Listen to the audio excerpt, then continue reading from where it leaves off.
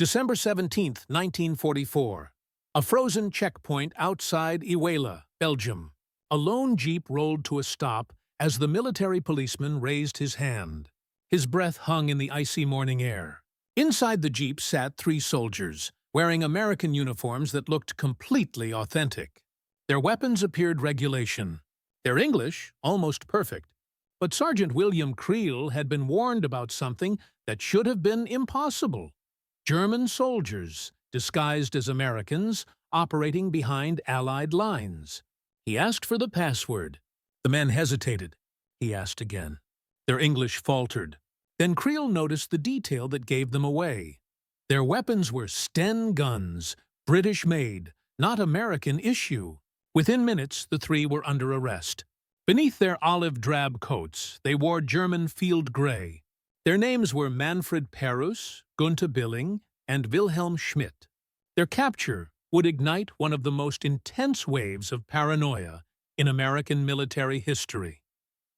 Only weeks earlier, the idea of such deception had been born inside Hitler's headquarters at Rastenburg, East Prussia.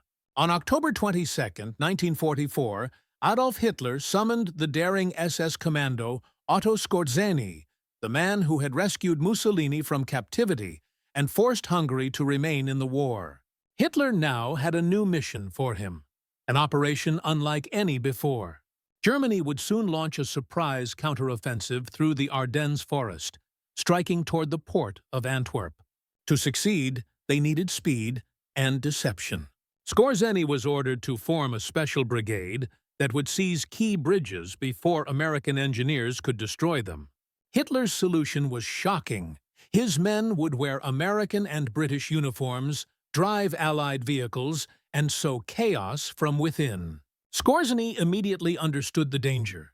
Under international law, such deception was punishable by death. But Hitler dismissed his concerns. As long as the uniforms were removed before combat, he insisted, it would be legal. Skorzeny began assembling what would become Panzer Brigade 150. He requested thousands of English-speaking volunteers, but what he got was far less. Of 2,500 men, only 10 spoke perfect English. The rest barely managed school-level conversation. Training was rushed and bizarre. Commandos were ordered to study American slang, learn baseball teams, memorize Hollywood stars, even practice chewing gum and walking like Americans. Those who couldn't speak English were told to fake stomach illness if challenged. Equipment shortages made things worse. Only 2 captured Sherman tanks arrived, one breaking down immediately.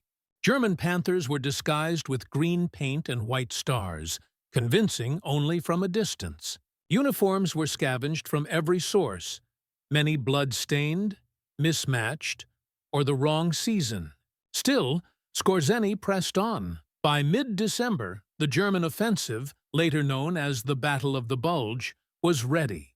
At dawn on December 16th, more than 200,000 German troops attacked through the Ardennes. The American front, thinly spread and ill-prepared, was shattered by the surprise assault. Amid the chaos, Skorzeny's disguised commandos infiltrated Allied lines, posing as lost American soldiers and MPs. They changed road signs, redirected convoys, cut communication lines, and spread false rumors of breakthroughs that didn't exist. The deception worked, at first. Confusion rippled through American units. Yet by December 17th, the plan began to unravel. The spearhead units that were supposed to open the route to the Meuse River were bogged down by fierce resistance. Without the rapid advance, the disguised commandos were stranded in enemy territory. That same morning, the capture of Pernass, Billing, and Schmidt changed everything. During interrogation, one of them claimed they were part of a plot to assassinate General Eisenhower himself. Whether true or fabricated, the statement triggered mass hysteria. Security around Eisenhower's headquarters in Versailles became suffocating. The Supreme Commander was effectively imprisoned for weeks, furious but powerless. Across the front, suspicion spread like wildfire.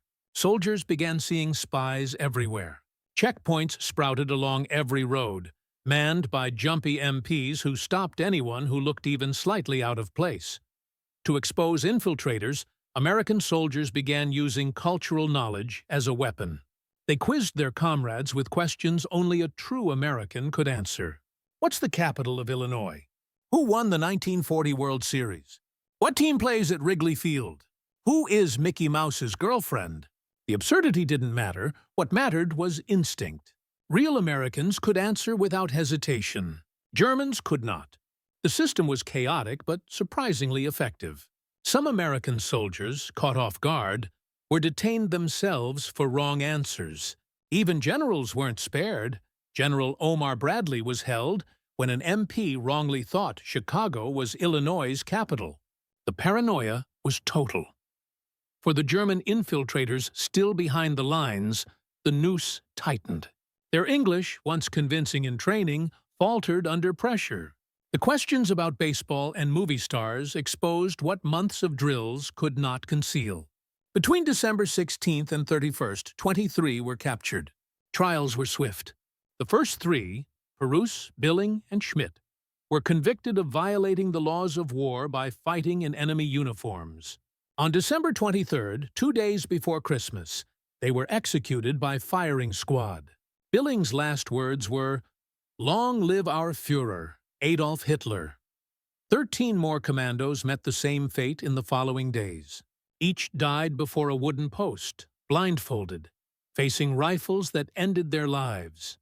Operation Greif achieved little militarily. No bridges were captured. No significant destruction accomplished. But psychologically, it succeeded beyond expectation. American troops became consumed by fear of invisible enemies, delaying reinforcements and disrupting operations. Soldiers spent precious hours proving they were who they claimed to be. In a battle already defined by cold, confusion, and chaos, the paranoia was devastating. By late December, Allied forces rallied. At Bastogne, surrounded American paratroopers refused to surrender. Brigadier General Anthony McAuliffe's one-word reply to the German ultimatum, "Nuts," became legendary. Soon after, General Patton's army broke through the encirclement, and by early January, the German offensive had collapsed. The Battle of the Bulge ended in Allied victory, but at staggering cost. Over 1 million men engaged, with more than 80,000 American casualties. For Germany, it was the last desperate gamble of the war. After the war, Otto Skorzeny was captured and tried for war crimes. He faced charges of illegally using enemy uniforms, but was acquitted after a British officer testified that Allied forces had done the same during covert operations. The tribunal ruled that disguises used for deception, but not for combat, did not violate international law. It was a precedent that shaped future interpretations of warfare ethics. Skorzeny later escaped captivity, fled to Spain, and lived out his days as a military advisor. He died in 1975, unrepentant to the end. Operation Greif's legacy endures as a study in the psychology of war. It proved that cultural identity, the everyday knowledge of a people, could be stronger than weapons. The soldiers who asked about baseball and movie stars were not just gatekeepers. They were the living embodiment of a nation's shared memory. Their improvised questions became the ultimate test of belonging, revealing that true American identity wasn't in a uniform or accent, but in a lifetime of cultural experience. The 17 Germans executed for Operation Greif lie buried today in Belgium. Their graves tended like those of all soldiers, regardless of side. Their mission failed in every tactical sense, but succeeded in one profound way. It revealed how deeply culture, fear, and identity shape the battlefield. It showed that even in war's darkest moments, knowledge, instinct, and human familiarity could be the difference between life and death.